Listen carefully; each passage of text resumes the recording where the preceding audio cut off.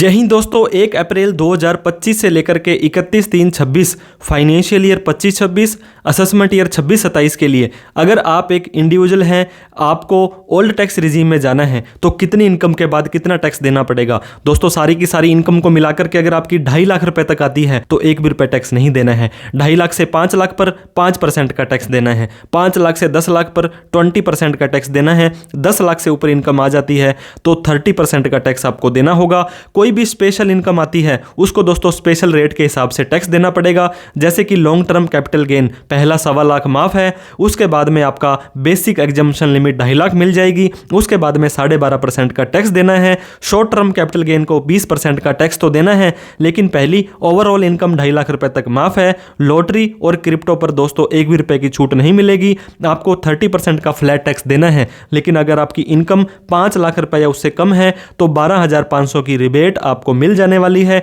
जितना भी टैक्स बनेगा उसके ऊपर 4% हेल्थ एंड एजुकेशन सेस।